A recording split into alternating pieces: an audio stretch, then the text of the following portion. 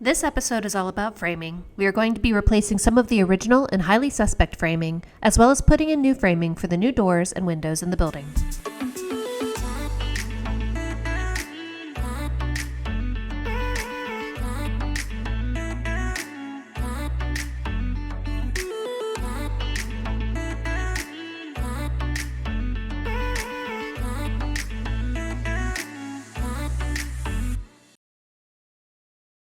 Alright, today is framing.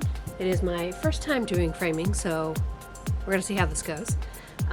The ideal is to get the existing window frame out that was improperly installed and to shift the windows slightly closer together and install new framing.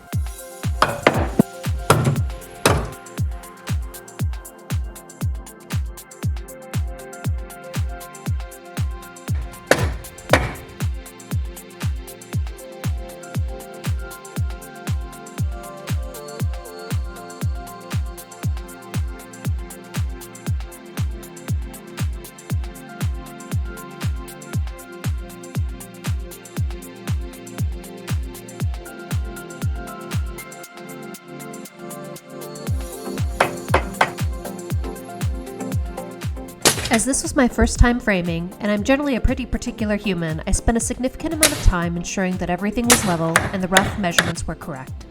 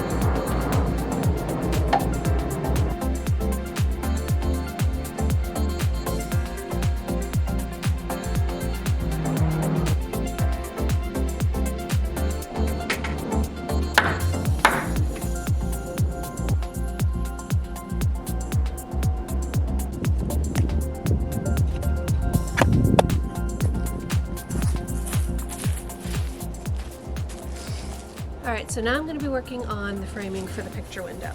Previously this was a solid wall, which made the room feel really cramped. So it's going to be a 48 by 48 picture window here. That'll allow you, when you step into the room, to kind of see the outside and feel like it's expanding beyond the room.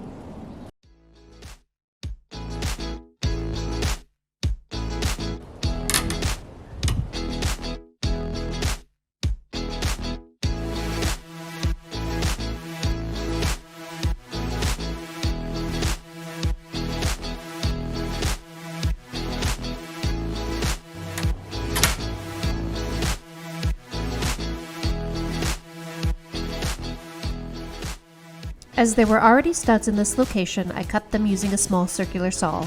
I intended on using the tops and bottoms of the studs, so I clamped a speed square to the beam to use as a straight edge for my saw.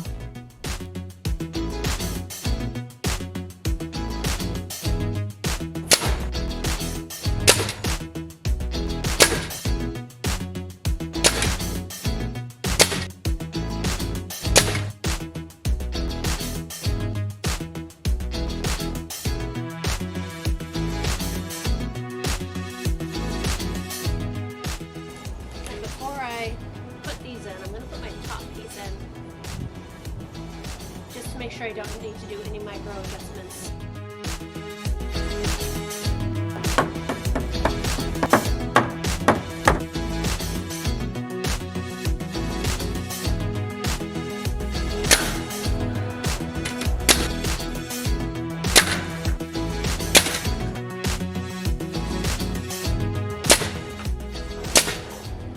All right, we have 48 by 48 window frame. Next, we're doing the remaining 48 by 48 window.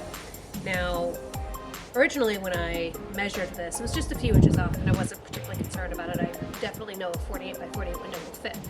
However, what I didn't consider is the inside of the building is a lot higher than the outside of the building, and so if I put a 48 by 48 window here, I can no longer have a standard countertop height, which is 36 inches. So my window would go below my counter, which is not what we want to work with. So I'm going to lower in this part of the kitchen the countertop height to 32 inches, maintaining a 36-inch countertop height over here. I think it'll be pretty visually, it'll still be very functional, especially for me since I'm shorter, and that will still allow me to have the 48 by 48 window. The other consideration I had to make, because I don't want to move this beam, is I had to shorten the depth of this countertop. So originally I had it at 26 inches. I'm going to reduce it to 20 inches so that way I have plenty of space for this corner of the window, which will be a little bit lower.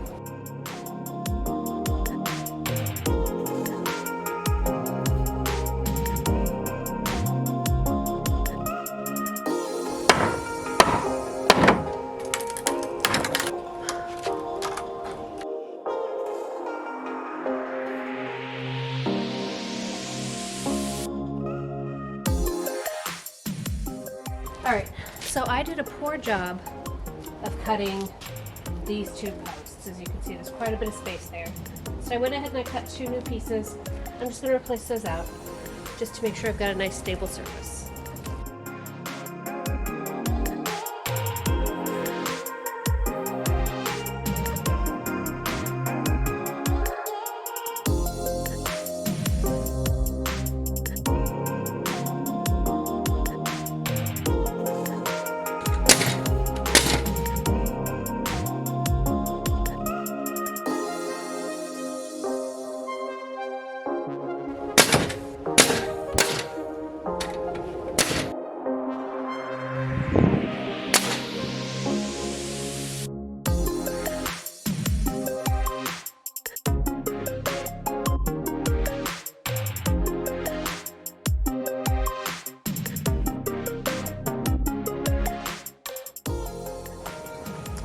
Alright, so because this board is at an angle, it's reducing my top by about a ½ inch. So that side's flat and level. So I'm going to go ahead and nail that side in. I'm going to work with this board a little bit and figure out how I can make it maybe a little tapered to account for the bend in the original board. On the corners of the front of the building, I'm going to be adding a decorative element, so I'm adding extra studs to attach the siding to once I'm ready to install.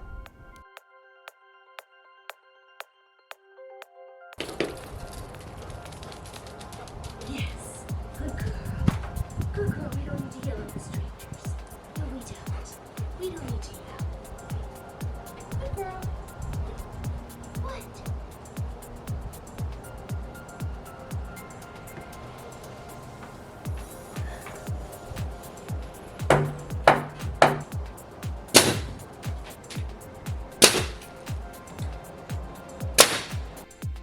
The current door setup for the bathroom and kitchen has the entrances for both rooms on the left. I'm shifting the kitchen door so that when you are in the living room, the doors will look like mirror images. I will be building a sliding barn door that will cover one door or the other in the future.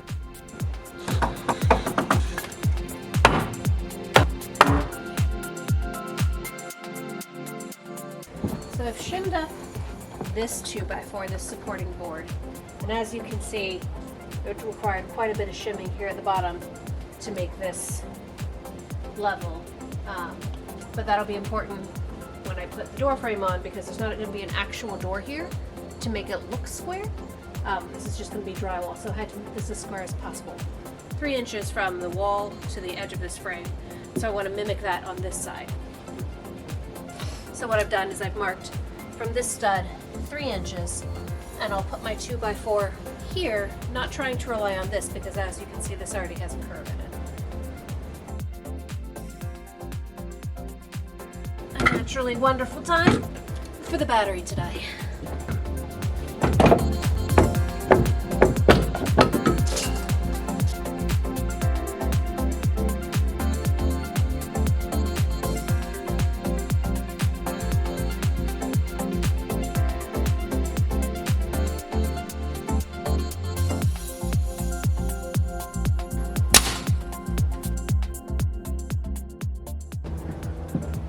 So now that we have this part of the frame done, I need to make the rest of my frame so I can attach the wall. This will be 26 1/4, much like that door, just for consistency and visual appeal. So I'm going to start marking out my 26 1/4 and making a new frame.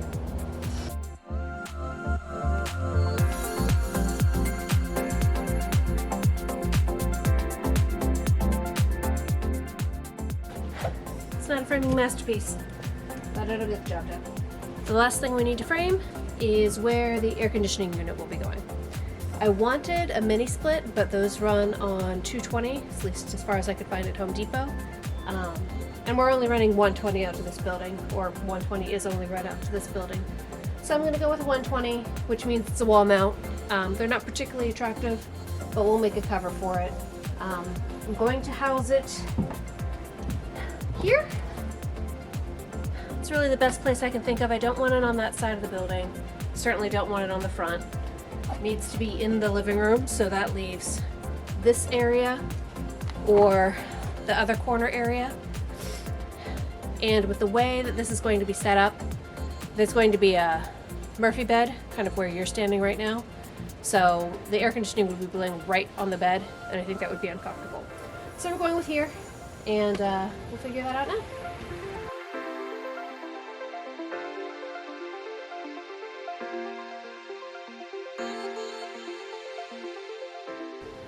Alright, let's take you on a little tour of the framing that we've completed. So we put in framing for the 48 by 48 picture window. We put in framing for the French door.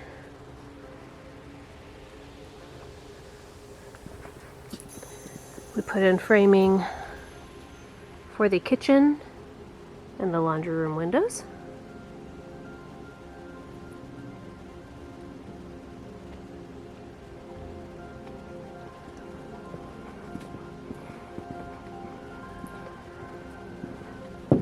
We put in 2 new doors,